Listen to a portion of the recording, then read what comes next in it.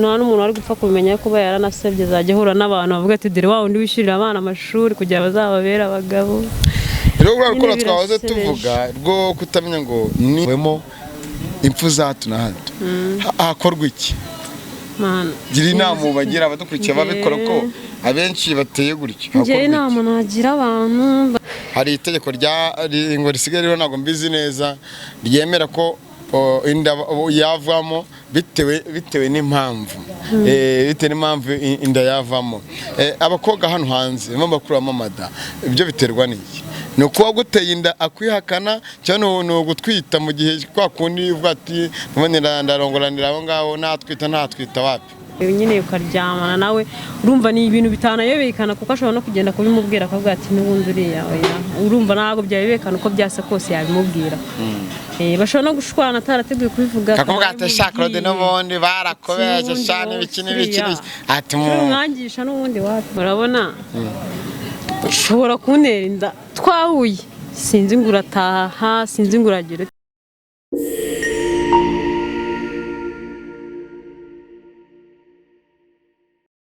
Nyangusuza kenezera ko umeze neza ari hose mu cyo gitandukanye Burasirazuba, Iburengerazuba, Amajyepfo, Amajyaruguru. Nitwa Cekecho. Umeze ute? Meze neza. Ndi umugabo ukina n'abana ukina na ba nyina.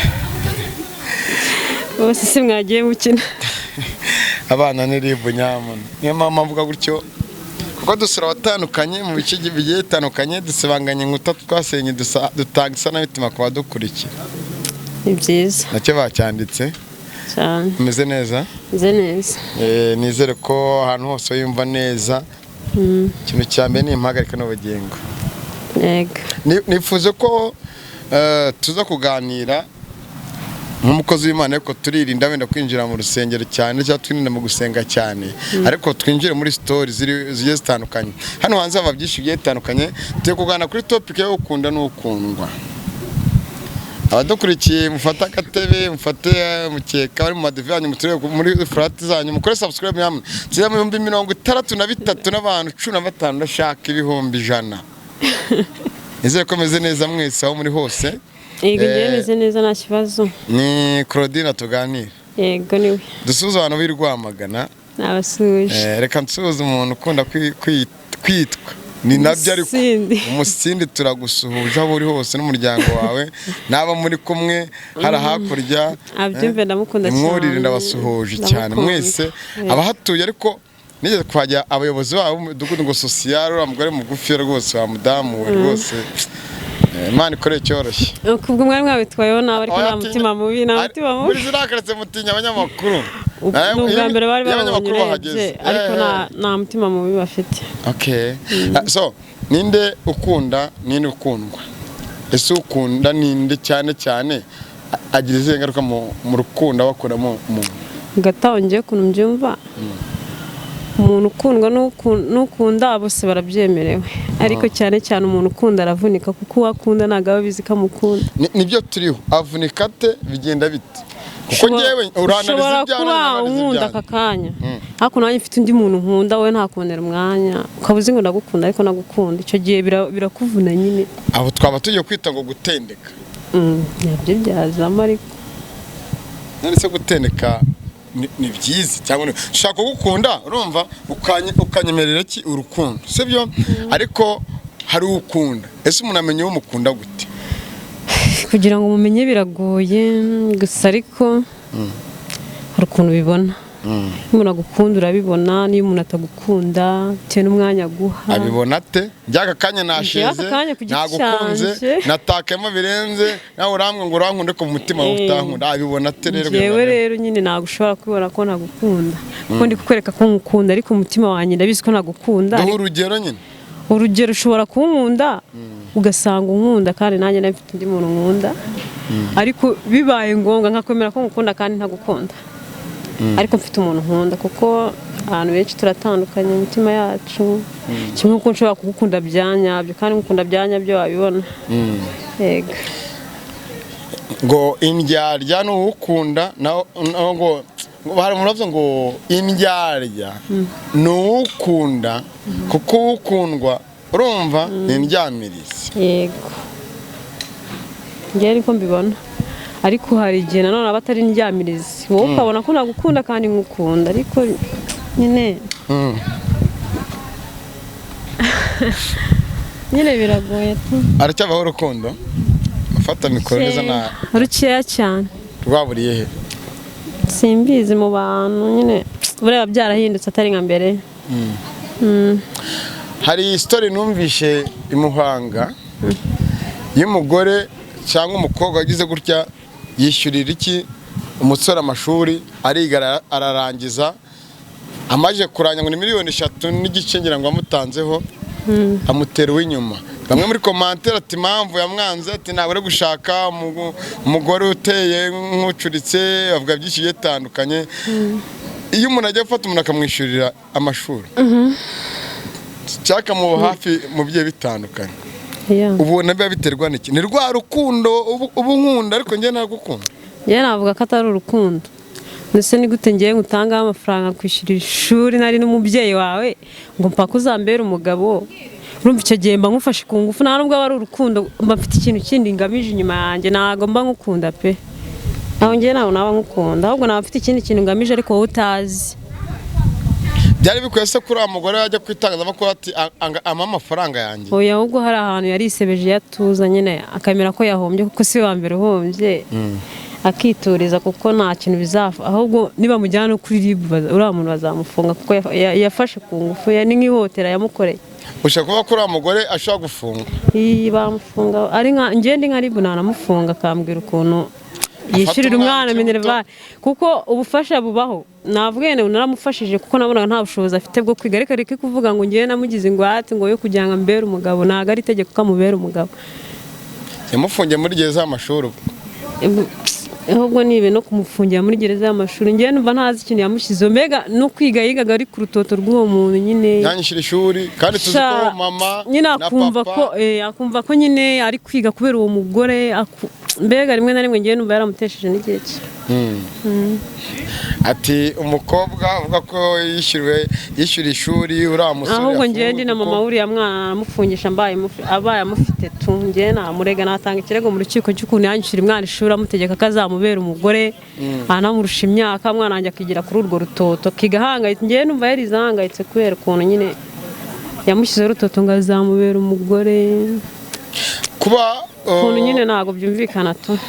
Ariko buriya uriya mugore niwo wijyanye kwitangazamakuru ngo ajye kuvuga ibibazo bye cyangwa baramubwira ati ku itangazamakuru nirivuga uzasubizwa yawe? Uyangiye ukuntu nabibonye yaragiye ngarare umwana arangije kwiga umwana amwereka kamurenza atari kuri level ye nyine abona ko batanahura ntazi ukuntu bimeze nyine sinavuga wenda ngo nuko ateye nabi cyangwa gutya ko abantu bose ntabwo tukunda ibintu bimwe ahubwo njye ndabona byaramurenze yabuze uko abigira n'ababwiye wenda nkuko yaza kungisha inama nkamwe ati wapi bireke abonye bimurenze ajya kumurega nyine ariko njye mbona nta kintu bizamara. Bamwe ati yiteje amenyo y'abashyitsi cyane ahubwo yarasebye nta n'umuntu wari gupfa kubimenya kuba yaranasebye azajya ahura n'abantu bavuga ati dore wa wundi wishyurira abana amashuri kugira bazababere abagabo.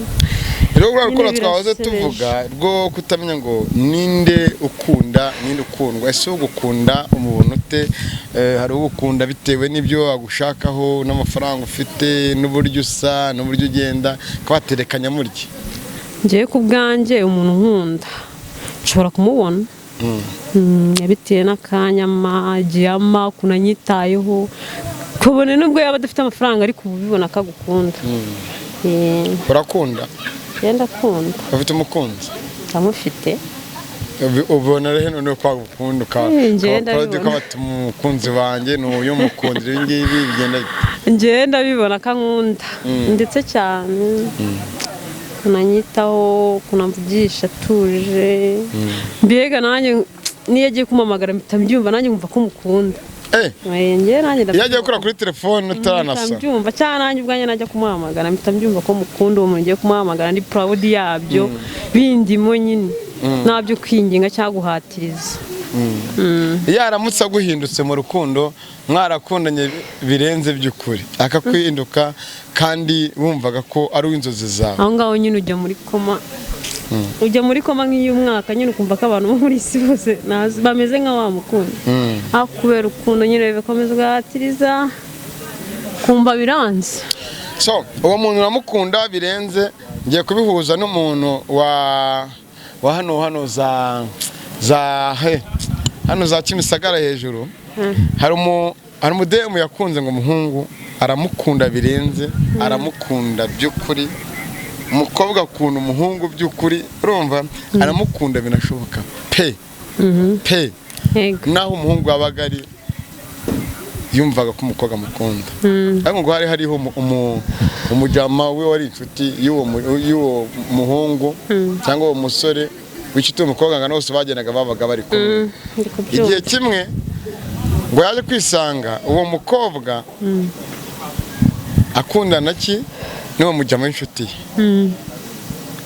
Umuhungu ngo yaje kumusanga iwe kuko umukobwa aribanaga, ngasanga umuhungu inshuti ye iri mu nzu yakodeshezaga umukobwa. Akodeshereza umukobwa. Yego nabyo mbizi. Ibyo ngibyo byo ariyo mpamvu bituma abantu mu bandi babisimba. Ukunze umuntu, we mukobwa urankunze binarenze, wenda ngiye muhungu mwishyuriye inzu, buri kimwe cyose ndakikumenyeye, inshuti yanjye raje ije iwawe, ndetse n'amajwi kumva amajwi kumva ngo none se ngo uraza ryari, ngo none se ngo ugeze he, kandi avuga ngo hari umuntu akunda yihebe. None se icyo gihe ukabafata babirimo se cyangwa bari kuguca inyuma nyine ariko mbivuga. Nawe ukuntu nyine ugenda ugasanga nyine barabisoje, ukabura amakuru uko bari kumwe. Ushobora kubikeka atari byo, ari umushyitsi. No se ngo nuko muri inshuti ntabwo yaza kunsura. Abaza muhenzire kandi mukunzi kuko nawe waza n'undakaza n'umushyitsi, ntabwo umushyitsi aza yaguteguje cyose. Ubwo wowe mbwira ngo wenda nabafashe bari muri ibi. Kanko urugero uri nkunda gukodeshereza inzu, urumva kameramani wanjye arabizi neza ko ngukodeshereza inzu, urumva arabizi neza ko nawe ari inshuti yanjye tugendana ahantu hagiye hatandukanye, urumva avuye iwe, urumva agiye kureba umukobwa nkodeshereza inzu kandi atabizi, kandi uwo mujyama atabizi. So reka mbanze ngubaze aka kanya, ubu abashyitsi bose bazi iwanjye niko nabagutangaho ripoti. Kuvugisha mu kana nyine nta kwizera muri iki gihe. Ndi kumva kuba yaza kunsura nta kibazo kirimo, atari mpaka ngo utange ripoti. Umukunzi watabizi yego ushobora kumenya bitewe n'impamvu yamuzanye, ariko hari n'impamvu nese wakavuze ati sheri wa mujyama wawe w'inshuti yawe, ntabwo ari ngombwa. Ntabwo ari ngombwa ko nkuha ripoti y'abashyitsi bari buzi iwanjye. Nyine n'ubwo uhishyura ni iwanjye, njye mfite uburenganzira bwo guha umuntu karibu uwo nshaka. Ntabwo ari mpaka ngo utange ripoti ngo nuko dukundana ngo nkodeshereze inzu. None ni nko kumfata nk'ingwate nyine, mbega ngagendera ku itegeko ryawe kandi ubwo ari muri commentaire batubwire ubwo hari agaciro uha uwo mwashakanye.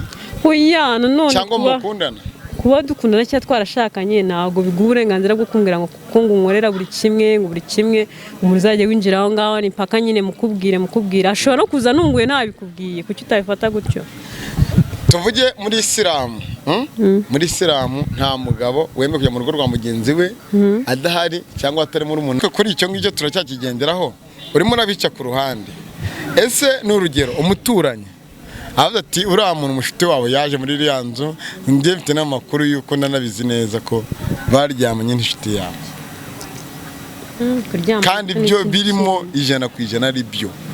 Ahubwo wowe ukundana n'uwo mukobwa, wowe ukaba utarabibonye ko utananabihagazeho kabyo.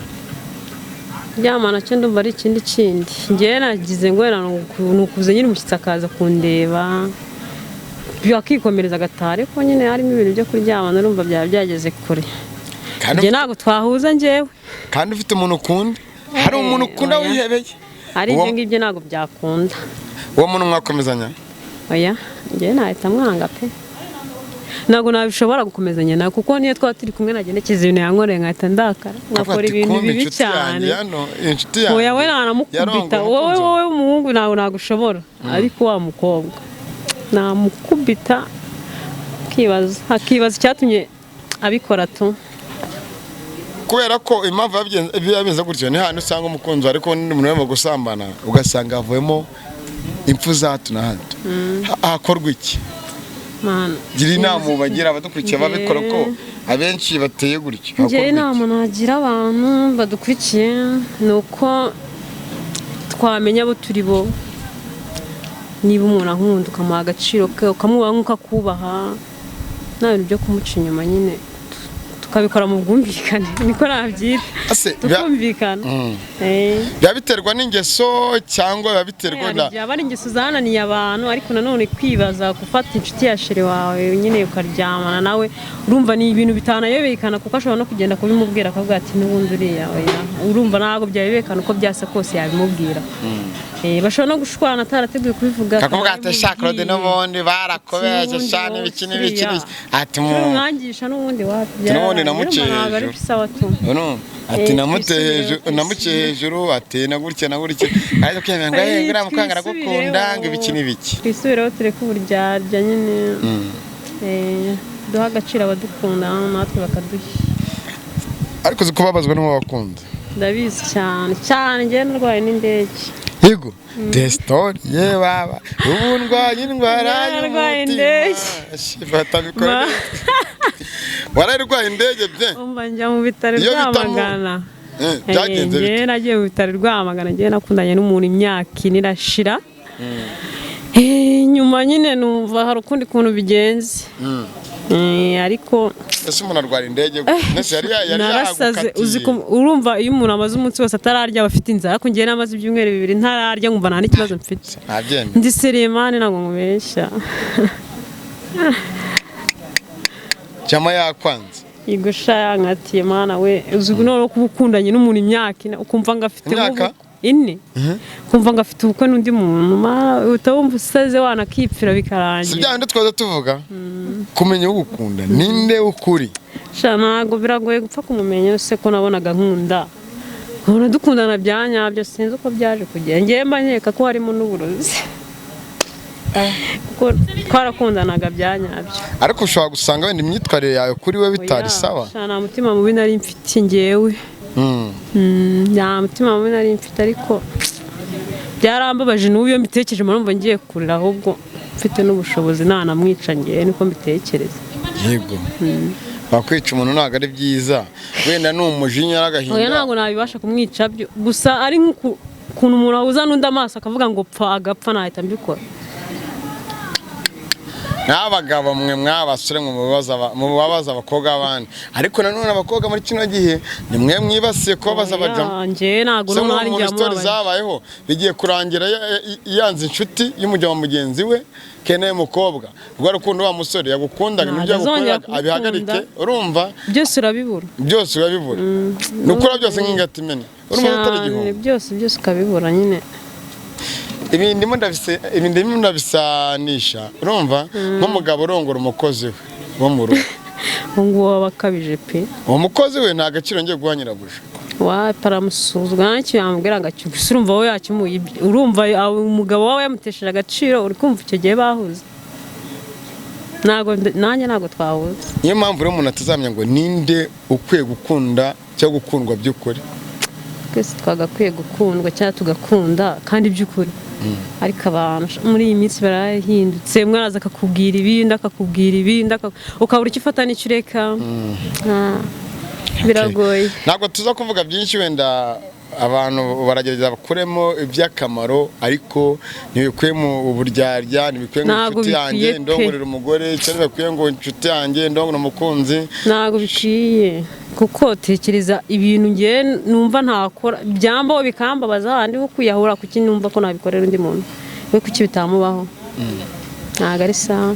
Tujye ku kintu cyeze hano hanze, njya mbibona byinshi bigiye bitandukanye, ariko hari itegeko ngo risigaye rero ntabwo mbizi neza, ryemera ko inda yavamo bitewe n'impamvu, bitewe n'impamvu inda yavamo.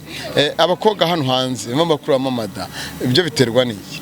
Ni ukuba guteye inda akwihakana cyangwa ni ugutwita mu gihe kwa kundi uvuga ati ndarongoranira aho ngaho, ntatwita wapi? Urabona ushobora kuntera inda twahuye, sinzi ngo urataha, sinzi ngo uragira ute, ugasanga nyine ni ikibazo, ukibaza ukuntu uzarera umwana utazi papa we yakura akakubaza.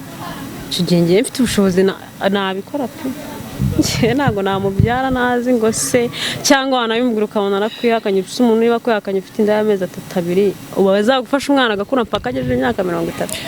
Wapi icyo gihe nyine ufite ubushobozi nuko ubigenza iyo ndayikoramo. Ariko hari abantu bitwa baharereye Imana.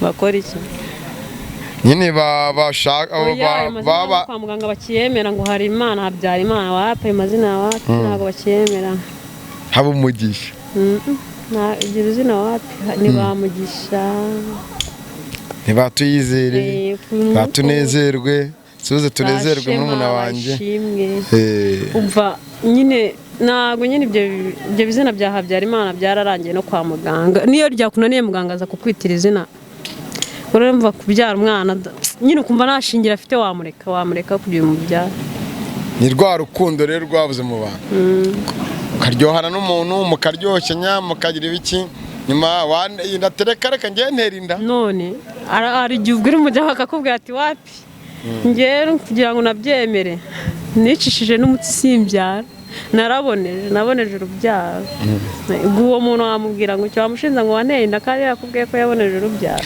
ariko ushaka kubimbwira utararaboneje akakubeshya nyine niko akunda umuntu aba kwihakana none si urumva batakubeshya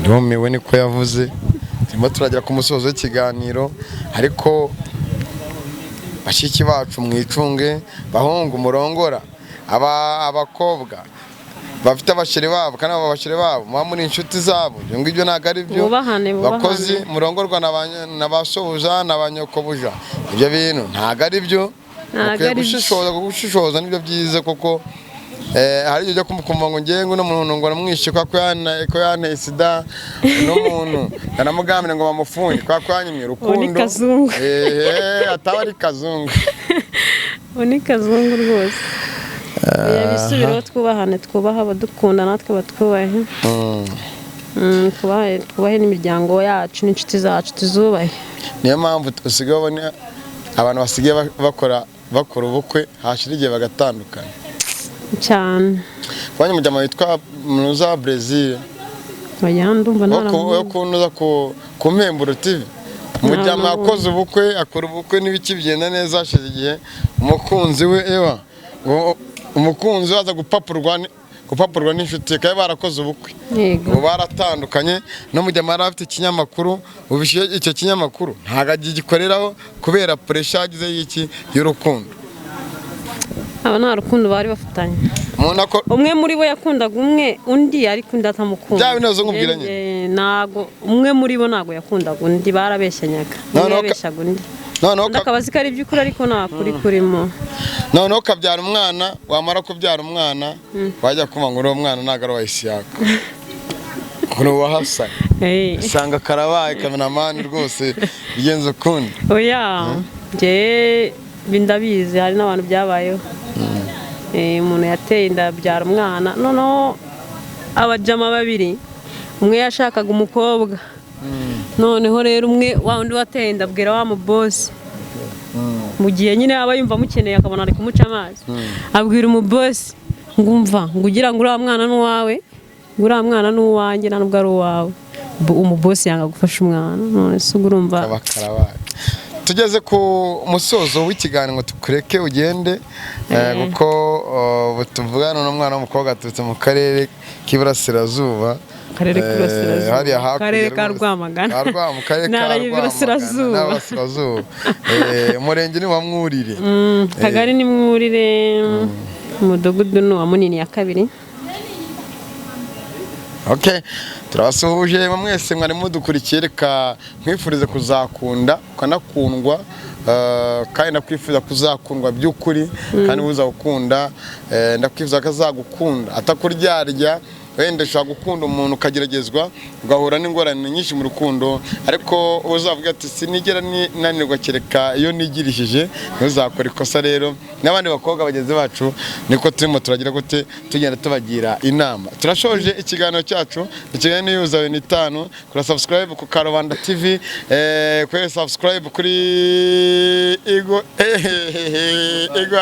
TV 250 murakoze neza n'amacano tuba twamamaza kugira ngo tujye tubasha kubona ibirayi iby'abana gahunda ziye neza turagushimiye murakoze cyane cyabandi cyo ushaka kurenza nacyo narenzaho no kwisubiraho twubahana abakunzi twubahana nta kindi. Turabashimiye mwese mudukurikiye, twizere ko mumeze neza. Abarwayi Imana barebe cyoroshye mukire, abafite ibibazo bigiye bitandukanye rwose mwihangane, ariko dukomeza gusaba inzego zitandukanye k'ibijyanye n'ibiciro ku masoko byamanuka kuko inzara iravuza ubuhuha mu mujyi wa Kigali. Ciao ciao.